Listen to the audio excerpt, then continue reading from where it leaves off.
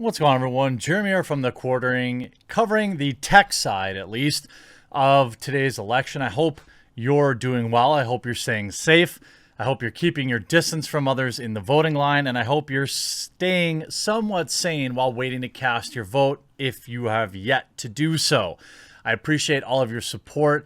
And one big ask I have right now is simply to hit that red subscribe button down below and make sure you have notifications turned on. You can do it while I'm talking, and it takes just a second, but we're going to have a lot of important information over the next few days that I don't want any of you to miss. Now, I covered earlier this morning some bizarre things going on with some election shenanigans with YouTube, and now even more information has come to my attention, and it looks like both Facebook, Twitter, and YouTube are all working together for a greater good, they might say.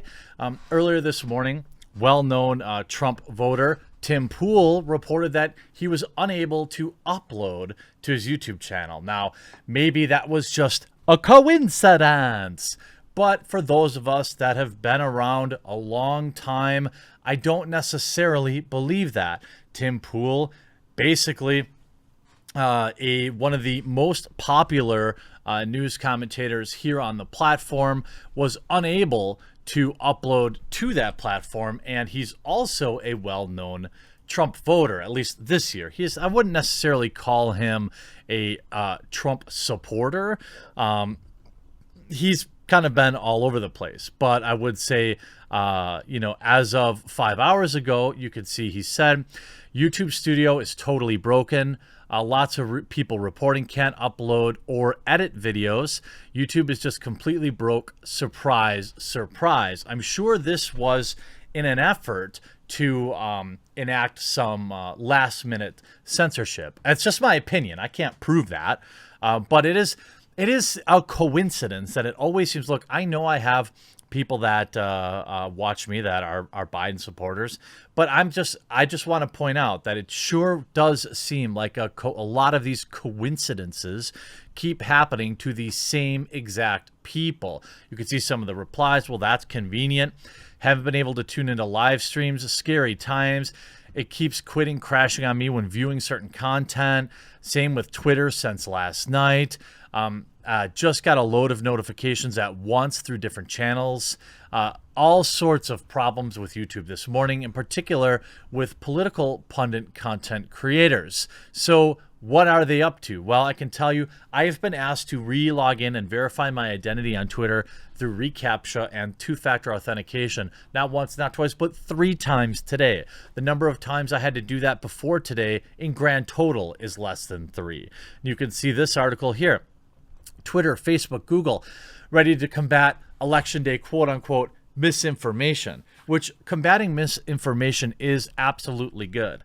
I think that if it's just flat out misinformation, the problem is what we've seen with Twitter in the recent days, in particular with somebody's who shall not be named apparently on YouTube and their laptop. It's not about preventing misinformation. It's about preventing the wrong information. Twitter recently came out and said, oh, well, actually, we're going to reverse our decision. If you weren't following, there was a laptop that was obtained that had Joe Biden's kids' spicy images on it, among other things, emails.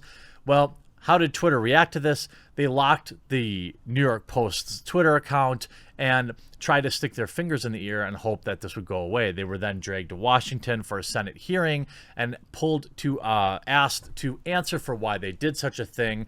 Well, we all know. These companies are absolutely, in my opinion anyway, sticking their fingers into the election process. They have been for many years. It became very obvious to what I would call normie voters during 2016. We saw with the misinformation around Pepe. We saw how the censorious section of the left that was angry that the conservatives were using Pepe and it was working, they decided to label it a symbol of hate. You can see San Francisco, a U.S. voter waits to hear who the next president will be. Twitter, Facebook, Google, and other internet firms will be busy doing something else, monitoring their sites and deciding if and when to stop the spread of misinformation. Interesting. They now have signaled more of a willingness to address misinformation. The tech firms are walking a tightrope, taking steps to stop misinformation about the election spreading or allowing people to express themselves, whether it's sharing truth or falsehoods. Singh said the internet company's approach to content moderation now is a more nuanced way. Well, right, if it makes the Democratic candidate look bad, then it is misinformation. Otherwise, it's free speech. I get it. We all get it, just like you let that dossier spread all around. They are labeling some content as questionable, and in some cases, algorithmically downgrading content, blocking shadow banning. It's impossible to know how prepared they are for Election Day. There is a break glass option. Twitter has started labeling some factually questionable tweets about the election issues to give people a way to find credible information, which apparently is Wikipedia now, and said candidates won't be permitted to claim they've won the election before a declared result. This is all in response to a now debunked or denied claim that President Trump would declare victory regardless, or if it was just looking good on election night. Facebook said it could turn on its so-called break glass options as well.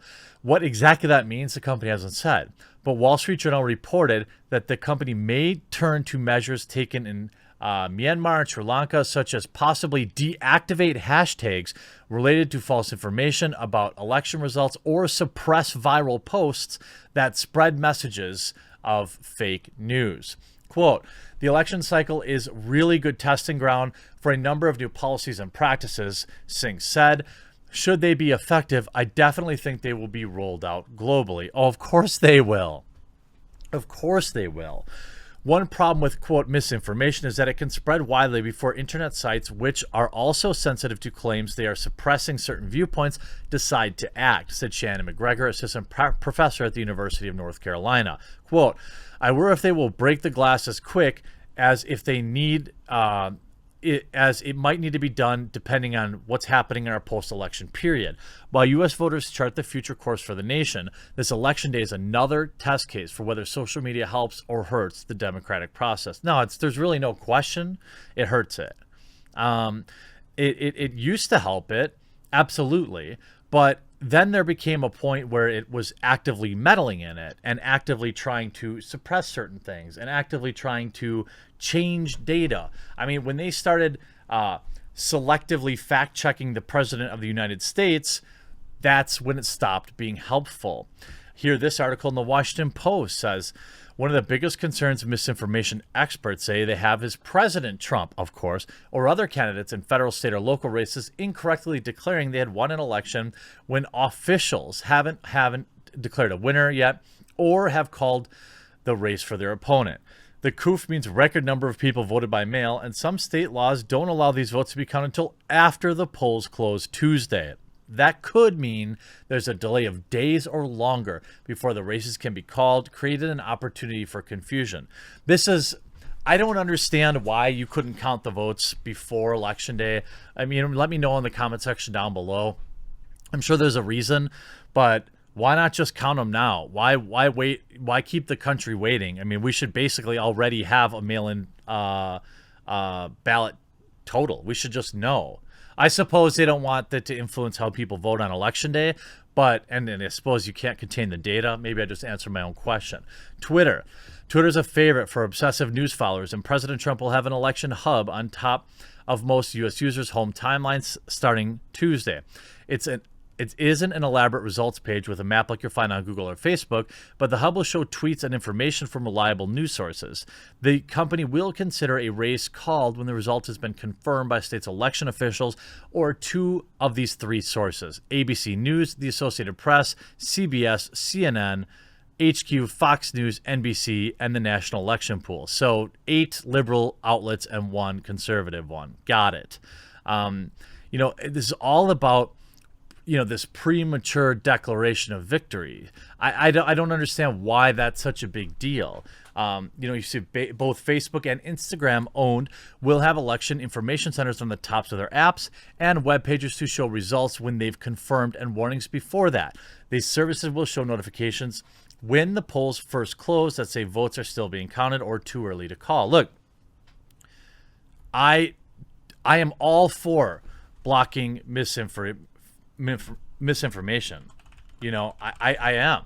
I'm all for it. But the problem is, I don't have any trust that Google, Facebook, Instagram, and Twitter are acting on the behalf of the American people. I don't believe they are acting on behalf of what is true and correct. I believe they are acting on behalf of political propagandists and mainstream donations. That's just my opinion. I'll be interested to hear your opinion. Stay away from social media. I would say wait till way later tonight before you worry about any numbers, and maybe just, if you can, wait till tomorrow to check them. I hope you enjoyed this video. We'll talk to you again real soon.